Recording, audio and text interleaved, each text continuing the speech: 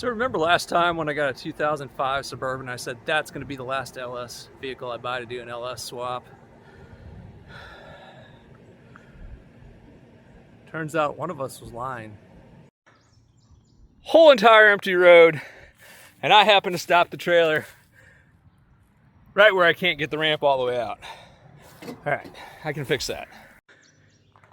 Okay, the speed bumps going into this road get progressively worse, like they become speed mountains. So it's gonna drag the trailer if I gotta go in. So I parked here, I'm gonna drive the vehicle out. Went in the first the other day, so it should make it this mile to get to the trailer.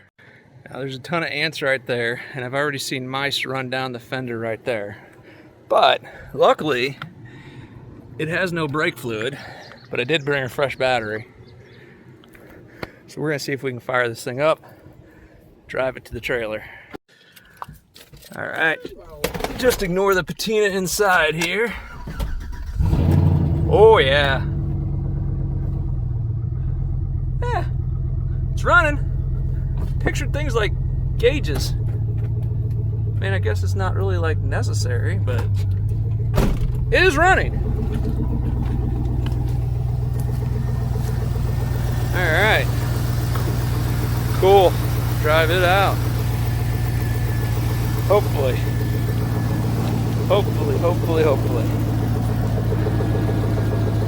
Yeah, that should be good. That should be good. I don't know how many critters are in here with me, but I do have gauges back. Oh, it moves. It drives. I mean, it's driving at first at least. It's probably got a 4L60, which, you know, third gear might be optional. Fourth gear probably doesn't exist, but we'll find that out. That's what we call future problems. Buy now, find out the problems later. Brakes. Woo. I parked that trailer on a hill, didn't I? That might be an issue. I'm told it's not the original engine. I don't know. It's an LS, could have 300,000 miles on it. Could be telling the truth when the last owner swapped it out. I mean, it's running surprisingly good. We got fuel. We got some oil pressure, which is better than no oil pressure. Check engine light hasn't even come on yet, which I'm told that's gonna happen, but I think it needs to like actually go through all its checks and realize all the codes. We don't really care about that. We just care about the engine, because this is four-wheel drive, so without taking the entire transmission apart, which stranger things have happened, can't really use the transmission because it doesn't have the right tail housing. We can't bolt the right tail housing on because the output shaft's gonna be the wrong length. Could put the correct output shaft in it, but that's to be seen. Not gonna lie, going down a gravel road, this thing drives way too nice for the price. I mean, I'm not gonna fix it and I'm totally gonna scrap it, but doesn't drive bad. Still don't know if the other gears work, but the one ever that it's in is working good. So what I need to happen is that to come up on the trailer and then the brakes to actually work enough to stop it.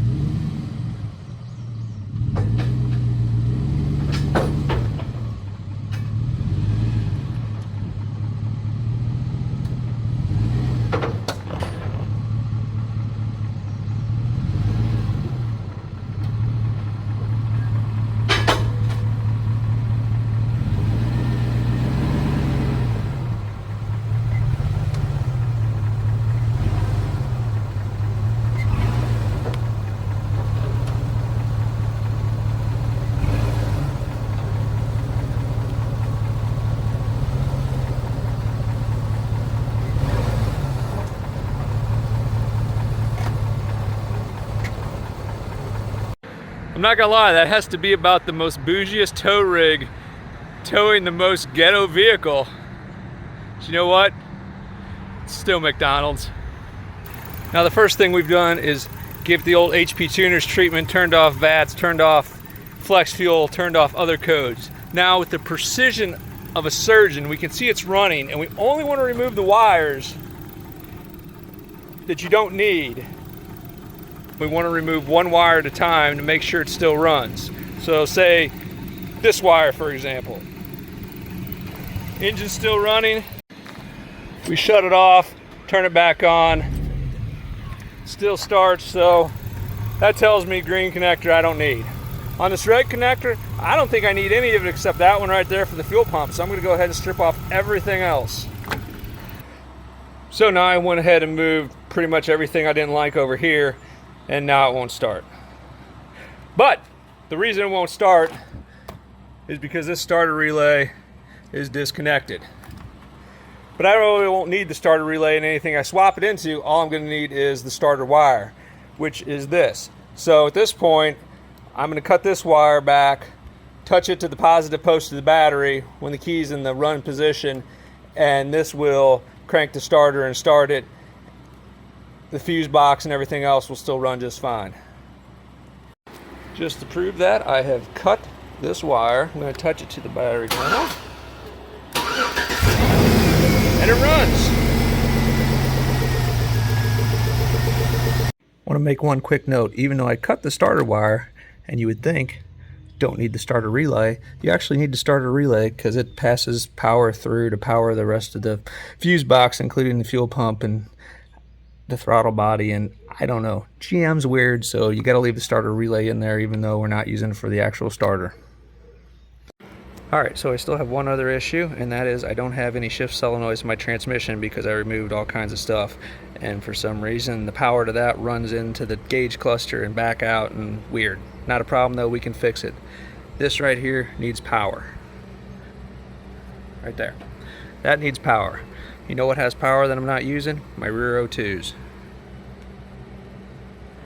That right there. So what I'm going to do is take my rear O2 power, which is a double wire, solder it together, connect these two. Then we're going to go take it for a test drive, and I should have all 4 gears again. Well, it's a 4L60, so probably 2 or 3 gears again. Alright, you're not going to have gauges anymore, but you can still tell the noise, shift. Here, give it some more gas so you can hear it. Noise change, it shifts. So that is literally all there is to a 5.3 LS fuse box. Jump that wire so you got transmission solenoids. You have one wire for the starter, one wire to power the whole box. Leave in the starter relay, leave the fuel pump wire in. Literally just follow the pictures in the video, pause it if you need to. Now I didn't account for AC. If you're one of those people that's going to put AC in, yes, I did disconnect some of the AC lines, so if that's important to you, look at fuse panel, don't disconnect those AC lines. Now in 2006 they went to electric fans, so if you have electric fans coming off the main fuse box, you have these relays that go to fans. They're literally as simple as they sound. Just follow the wires that go to the old fans on the truck, cut them and splice them right into the new wires. If your vehicle takes electric fans, it'll handle 2 of them. You really don't have to do anything here, and it'll run your electric fans. You can set perimeters and HP tuners or whatever you want. Again, this started in 2006, so if you have a 2005 and down, you have a mechanical fan and only have this part of the fuse box. So that is a very quick version of how you wire an LS53 truck fuse block. You don't need the green here at all. The only thing you need in the red is this for the fuel pump. Only thing you need over here is this is a starter. These have to be wired together so you have shift solenoids. This powers your whole fuse box. You can do that off the HEI. And this I left because the OBD2 port is going to need power, and I'm going to use that for the OBD2 port. That's really it. There's extra wires in here, but they all run into the same loom, so if you wanted to pick them all apart, you could, but you have to separate the whole loom. So after disconnecting all that, on the top side of the fuse box, I have this, and honestly, some of these are not even needed. backside of the fuse box, I have this. So literally, you can pause the video here, see what I have disconnected and connected, copy it, and you're good. If you found this useful, go ahead and do me a favor. Like and subscribe. I think I may have slightly bent my minty fresh floorboards putting this thing on the lift for the next part. Oh well, till next time, we'll see ya.